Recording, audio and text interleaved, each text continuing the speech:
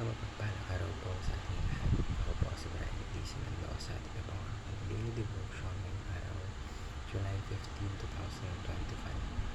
Ngayong araw po natin itutuloy natin series which is a seminary edition. Specifically, ang topic po natin for this day is about omniscience. Nagugulat ba ang Diyos? Now, ang ating talata po para sa araw na ito magagaling sa Hebrews chapter 4 verse 13. Sabi po dito, nothing in all creation is hidden from God's sight. Everything is uncovered and laid bare before the eyes of Him to whom we must give account. Now, pang ating mas maunawaan kung ano ibig sabihin ng talata ito.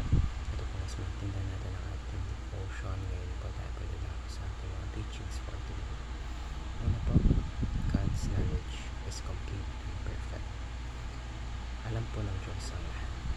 Maging yung past natin, present, and pati na rin yung future. Wala pong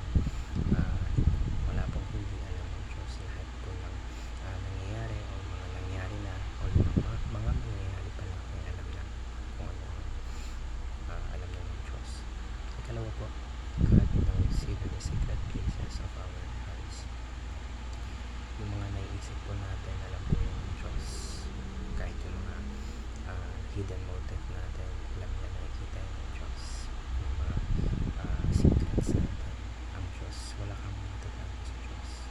Every secret feeling na nadarama natin is nakikita ng Diyos. Ikatlo po,